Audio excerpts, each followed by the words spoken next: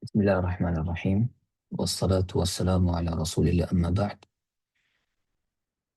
Jemi në vazhdim të nën kapitullit të pastrimit të papastërtive ose ato që konsiderohen papastërti dhe mënyra e pastrimit tyne. Dhe vazhdojmë inshallah me ato ku kemi mbetë te fjala e autorit. Fillon me përmend meselën rreth verës ose pije alkoolike dhe autori thot wa tadkhuru khamratun inqalabat binafsiha khallan wa kadha dannuha la duhnun wa mutasharribun najasat.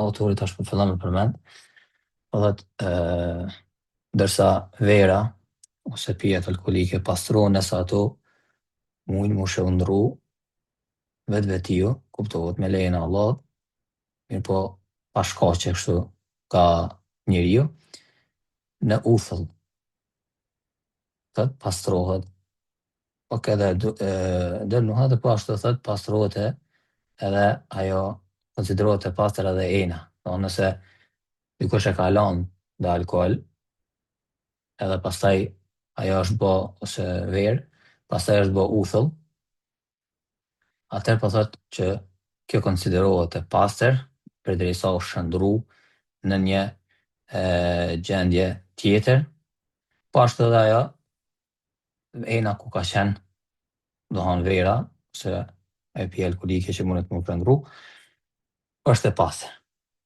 Do thonë këto autori po lën me kuptu që nëse ajo është me dorën e njerit, do thonë ka bë diçka njeriu ose ka shtu diçka që me u shndru në uthull, po tregon që është e ndaluar. Ajo çka lidhet me këtë mesele është se që një papastërti, nëse shkon dhe shndrohet me një gjendje tjetër, a pastrohet a nuk pastrohet. Çdo të thonë është meselja që është në fillim, që kanë rrah khilaf dietar. Për shembull, nëse mujna me thonë i gjatë papastër qeni, për shembull është i papastër. Edhe çaj qenë nëse është dje krejt u bë plon. Dhe tash përderisa u bë plon, a i bjen që nëse të prek çaj ploni ose tymi, se këta tash që thojnë jo, i bjen edhe tymi nëse tu kanë gjitë në për rroba, atëherë konsiderohet e papastër. Tash kjo tymi ose që kjo ploni që tashmo ai s'konsiderohet qenë, për shembull, nëse është djeg u bë plon. Ose një diçka që është e papastër në vetvete. Që ky shndrimi prej një gjendjes në një tjetër, a konsiderohet pastërti apo nuk konsiderohet, është meselja. Aja do thonë që është e mëdhëhebi, është se në diçka e cila konsiderohet papastërti në vetvete, që këta konsiderojnë tash edhe alkoolin, se pijet alkoolike, edhe gjana tjera, edhe nëse shndrohet në diçka tjetër, konsiderojnë që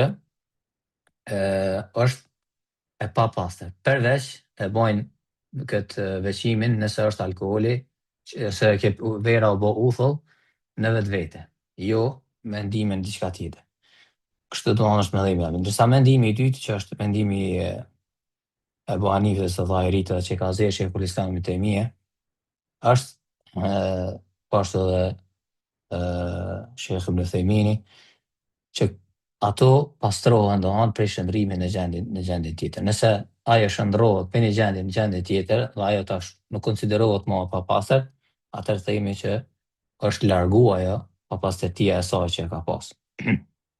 Një ndër të thojnë edhe alkooli. Do thonë, a është alkooli i papastër apo jo, kthehet te ç'kjo mesele. Është i papastër, këto thojnë me pajtueshmërinë të 4 mëdhëheve. 4 mëdhëheve xhumuri ulema thojnë se alkooli është i papastër. Ndërsa thojnë i pastër siç e ka zgjedh sidomos të tabienve, një pjesë e tabienve, Zuhriu, Rabia dhe Al-Layth, disa tjerë e kanë zgjedhë se është i pastër. Ajo që e kanë thonë është i papastër, e konsiderojnë duke u bazuar në ajetin e Allahut subhanahu wa taala, ku thotë ju që keni besu, dhe i përmend Allah që vera se pijet alkoholike, e lënsab, wal azlam, këto idhujt, bigjozi dhe ato shigjeta që kanë bo fall, të gjitha këto thot janë rregjë diçka janë të ndyta. Edhe janë bazu në këto në këtë ajet që edhe alkoholi këto se vera, pijet alkoholike në përgjithësi janë të papastra, për shkak se Allah subhanahu wa taala ka thonë që janë të ndyta papastra. Dërsa ata që e përmenin që nuk është i papastër, thonë momenti kur është bo haram pijet alkoholike, sahabt përmenet në hadith që i kanë derdh alkoholin në për rrugë. Edhe ne që kena përmend më herët, kemi thonë prej ndalesave që është përmend hadith është urinimi në për rrugë të njerëzve, ose që ato hyjnë edhe pa pastërti tjera, me gjuhë pa pastërti në rrugë njerëzve është haram. Edhe kështu që thonë, përderisa e kanë vepruar një gjë të tillë sahabt, i kanë derdh alkoolin në rrugëve të Medinës, atëherë dhe nuk ka ardhur diçka që pejgamberi sallallahu alaihi wasallam i ka kritiku, atëherë kjo nën kupton që është i pastër, përndryshe është ndaluar me derdh dhe me i mush rrugët me papastërti, anë ka po ecin njerëz. Edhe thonë atëherë nga kjo kuptojmë që ky veprim i sahabëve në kupton që është edhe mos reagimi pejgamberi sallallahu alaihi wasallam, ose që ka ardhur diçka prej Allahut që po ndales në ato që ka vepruar, atëherë themi që është e lejueshme, po ashtu duke bazuar në hadithin që e përmendëm që që në hadith që me pas kujdes që mos me urinu ose me i kry nevojat fiziologjike në një vend ku është rrugë e njerëzve, dhe në këtë rast lidhet me hadithin tjetër. Sa i përket kësaj mesele, edhe pse është, mund jam me thonë si mesele delikate, duke pas parasysh edhe 4 mëdhëbet thonë që është i papastër, mirë po, duke bazuar në ato që i përmendëm, me veprimin e sahabëve dhe se është derdh alkooli rrugëve, edhe pastaj pejgamberi sallallahu alaihi wasallam kur e ka ndalu, kur ka zbrit ajeti që është ndalu alkooli, nuk i ka urdhëru që me i pastru ato ent që kanë qenë me alkool. Ata që kanë pas me alkool, nuk i ka urdhëru që me i pastru, nuk ja ka të heket këtë vrejtje, edhe kjo në kupton që alkooli është i pastër. Edhe inshallah, mendimi më i saktë është që alkooli është i pastër. Mirë po, kjo nuk jena të folë për meselen se a bën mu pi ose a bën mu përdor e kështu me radhë, përveç në raste që ato dy llojet e alkoolit që janë për mjeksi që mundet me u përdor, mirë po jo me u konsumu, po për barna ose për dezinfektim e kështu me radhë, derisa themi që është i pastër, atëherë lejohet, mirë po jo konsumimi, blerja ose kështu me radhë.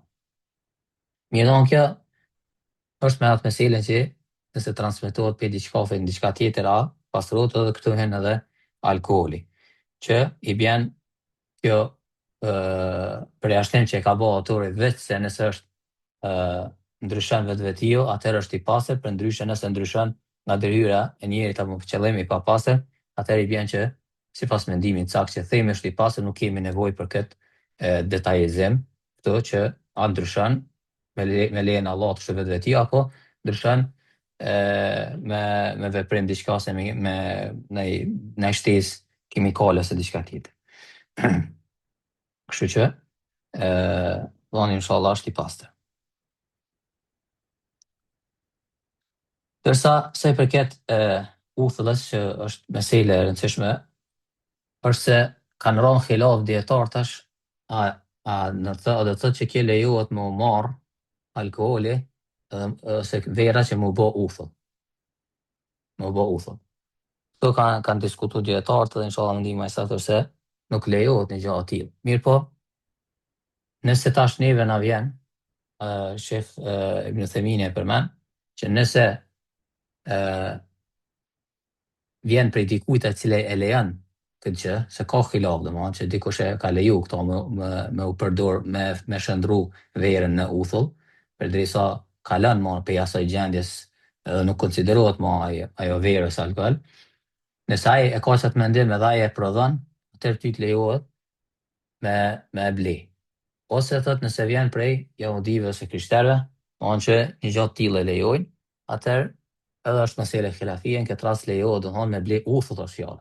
Domethënë ajo nuk quhet alkool ose verë, mirë po është uthull lejohet me ble.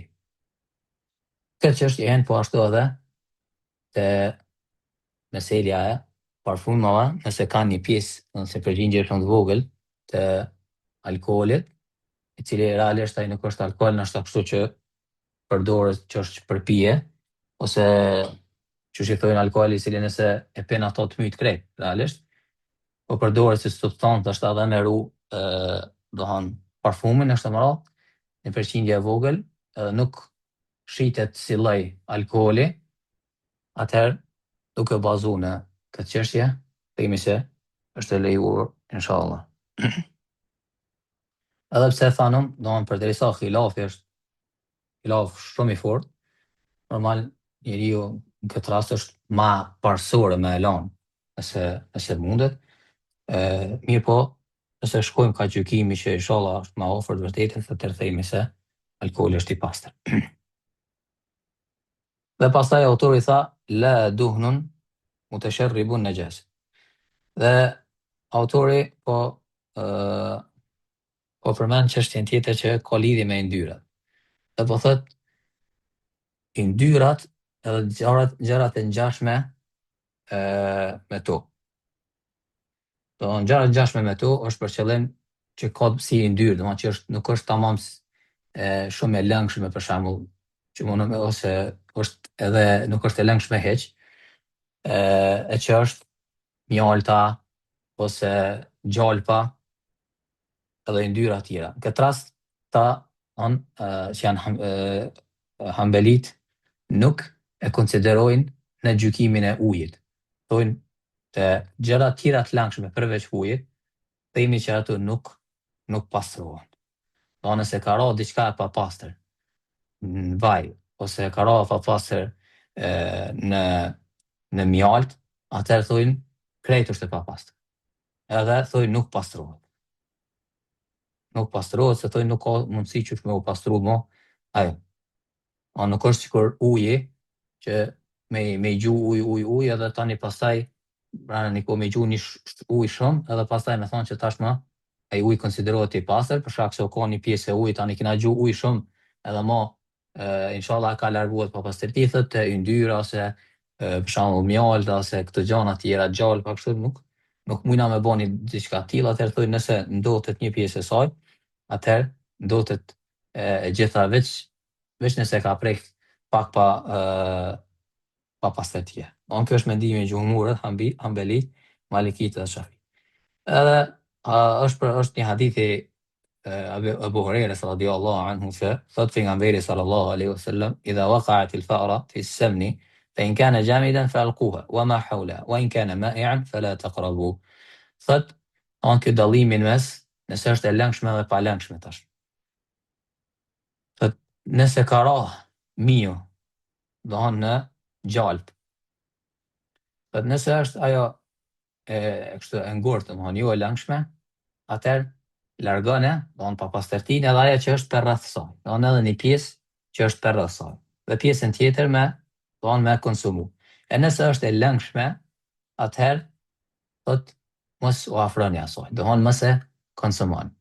Mirë po, disa kanë përmend që Tirmidhiu e përmend që është një gabim që është bën në këtë hadith. Për shkak thonë se kjo fjala edhe nëse është e lëngshme, thonë është shell, domethënë është e veçuar, edhe nuk ka ardhur diçka e tillë. Dhe është gabim domethënë që është transmetuar. Kështu që tash duke u bazuar në mendimin e dytë, që thonë pastrohen, atëherë këtë rast e morën të njëjtin argument, mirë po jo me qatë shtesën që është i lëngshëm. Edhe thot që nëse ka ra nimi për shembull në gjallë, largon e vetëm atë pjesën ku ka ra papastërtia dhe për rreth saj. Atëherë, thonë përderisa pejgamberi sa ose unë duke marrë hadithi që është i mirë tash hadithi dhe pa pjesë pa shtesën që është e veçume, edhe e cila nuk është saktu, atëherë në kupton që pejgamberi sallallahu alaihi wasallam nuk ka bërë detajizim tash. Nuk është përmend a është e lëngshme apo jo. E derisa nuk ka ndonjë detajizim tjetër ose nuk e ka pyet më shumë, atëherë kjo tregon që edhe gjëra të tjera, si ndyra dhe gjëra të ngjashme tjera pastrohen. Nëse ka rënë për shembull diçka mjalt, edhe është një papastërti rreth asaj, atëherë me hjek qatë pjesën ku mujna me thonë që ka ra, edhe pjesa tjetër me kon e pastër. Kështu thot edhe Sheikhul Islami, Allah më shiru. Po ashtu edhe Sheikh Saidi, që përderisa mundet me u pastru dhe konsiderohet që ai pastrim vlen, atëherë themi që edhe gjëra të tjera e kanë gjykimin e ujit. Nëse pastrohet, themi që është pastru. Çdo pjesë, çdo gjë tjetër që është e langshme hyn në gjykimin e ujit. Pastaj këta kanë thonë domethënë edhe ajo pjesa e cila që është ina ose diçka e cila mundet me përthith atë papastërtinë, edhe në këtë rast nëse është e tillë që mundet me përthith, është ndaj materiali i tillë që mundet me u përthith, atëherë thuj nuk asaj nuk pastrohet. Asaj nuk pastrohet, mirë po, Sheikhul Islami prapë thotë që çdo gjë domethënë të hynë që pastrohet përderisa ka mundësi pastrimi edhe konsiderohet që është pastru. Edhe me çfarë do lloj pastrimi tjetër që kemi përmend, se disa përmendin që këto papastërti nuk largohen vetëm me ujë. Mirë po, themi inshallah që çdo papastërti, qoftë edhe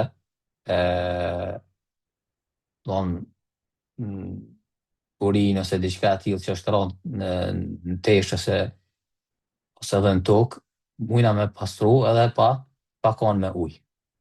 Çfarë do gjëja e cila mundet me u pastru ajo dhe largohet papastërtia, atë themi që është konsiderohet e pastër, për dallim të disa dietarëve që kanë thonë nuk pastrohet vetëm me ujë, edhe për këto kemi fol në derset e kaluara. Mirë. Pastaj autori po fillon me përmend se çka tolerohet dhe i përmend kushtet. Dhe fillon thot tolerohet pastërtia e cila është në gjëra jo të lëngshme.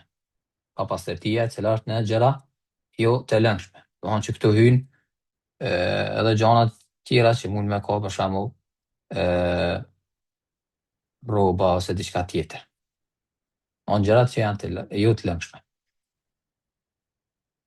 Pastaj thot dhe që nuk janë ushqim. Edhe nëse është e ngurtë ose diçka mirë po hohet, të nuk tolerohet. Pastaj thot edhe anjesiri demi nëgjës. Edhe nëse është gjak edhe i pakt. Gjak edhe të jetë pak. Min hajawanin tahir. Të jetë prej kafshës që konsiderohet e pastër. La dame sebili. Jo gjaku i cili del prej dy rrugëve, ka njeriu i kry nevojat fiziologjike. Pastaj thot illa min hajdin wa nahm. Dhe përveç gjakut e menstruacione ose e ngjashme me to, që me ngjashme me to është gjaku i në kohën e lahunisë. Kjo ka përjashtim. Mirë. Këtu domthon janë kushtet që po i përmend ato. Domthon po thotë tolerohet në gjëra që nuk janë të lëngshme, të ngurta. Për shembull nëse ka ra në tesh diçka prej papastërtisë, atëherë edhe këtu ta nuk po konsiderojnë që tolerohet. Pse? Se e kanë bërë edhe një kusht tjetër këtu që kanë thonë gjaku. Do thonë vetëm gjakun po thonë tolerohet nëse është pakt edhe të jetë prej kafshëve. Do thonë që po i bjen sipas mëdhëbit ta po e konsiderojnë një gjë e cila mundet me ndodhë shumë rrallë. Anë këto kushte që i kanë qitë. Do hanë që me kanë gjëra të lakshme, pastaj me kanë ushqim edhe me kanë gjatë. Nëse të bjen, do hanë urin ose diçka tjetër, atëherë thoi nuk tolerohet një gjë atij. Edhe do të me kanë pak. Te gjaku e kanë përjashtu vetëm gjakun e menstruacioneve, për shkak se është ardhur domethënë në hadith. Është ardhur në hadith që kemi përmend dersën e kaluam, që e ka pyet një grup pejgamberin sallallahu alaihi wasallam dhe ka thonë nuk kam rrobë tjetër përveç saj, dhe i ka treguar që thonë e ka me papastërti që ka prek gjaku i menstruacionit. Dhe pejgamberi sallallahu alaihi wasallam i ka thonë me pastru edhe me gry atë pjesën ku është papastërtia, edhe pastaj ajo e ka pyet që nëse mundet me vazhdu me pas ende, atëherë pejgamberi sallallahu alaihi wasallam thonë e ka përjashtu këton që nuk ka të keqe përderisa është mundu me pastru, nuk ka pas mundësi tjetër të pastrimit, edhe nëse është mbet diçka, atëherë e ka toleru. Kjo do hanë sipas këtij mendimi. Ndërsa mendimi tjetër që e përmend edhe sheful Islami, thotë që çdo gjë, çdo papastërti, jo vetëm do hanë me këto kushte, mirë po çdo papastërti tolerohet, nëse është ajo e paktë. Pastaj kjo e paktë, do hanë, disa thonë se kthehet ajo tradita që njerëzit e konsiderojnë diçka të shëmtuar se të paktë kur të shohin, ndërsa disa tjerë thonë që ndoshta është më afërt që të kthehet te vetë personi, se kuptohet personi i cili nuk ka vezvese që mja rëndu vetës, do hanë që aja konsideron të neveritshme se të shëmtuar dhe sheh që është shumë. Nëse e sheh që është e paktë, atëherë themi që është e paktë dhe tolerohet, edhe nëse ka godit rrobën e tij ose diçka tjetër. Ndërsa te kafshës që konsiderohet e pastër, këtu disa kanë thonë kafsha e pastër është për qëllim ajo e cila lejohet me hongër mishi. Do hanë, nëse është prej saj, atëherë tolerohet e pakta. Edhe disa kanë thonë është çdo kafshë e cila është në krijimin, që madhësia sa e macës edhe më e vogël se ajo. Disa ka thonë jo, se do hanë duke u bazu që pejgamberi sallallahu alaihi wasallam e ka konsideru do hanë macën të pastër. Edhe kanë thonë çdo gjë e cila është do hanë në masi të macës dhe më e vogël se ajo konsiderohet e pastër. Mirë po e vërtetë është se merret me ille. Do hanë ajo qëllimi se pse pejgamberi sallallahu alaihi wasallam edhe ka konsideru edhe ka lehtësu çështjen të maca është për shkak të pamundësisë ose vështirësisë që me u largu prej saj. Do hanë për shkak se janë sill nëpër shtëpi, edhe kanë mujt për shembull tash nëse konsiderohet pa pastër, atëherë do kishin vështirësi njerëz shumë. Tash, do hanë këtu hyn çdo gjë e cila njeriu ka punë shumë me to, hanë prej kafshëve, atëherë papastërtia e saj e paktë, edhe do hanë tolerohet në kushte. Për shembull, do hanë edhe nëse miu për shembull është i papastër, mirë po nëse ai të ka prek për shembull, nuk themi që tash konsiderohet i papastër për shkak se është vështirë me uru prej saj. Një gjë e cila mund të jetë e shpejsh domethënë shtëpitë e njerëzve. Këtu e kanë shih disa edhe domethënë gomarin.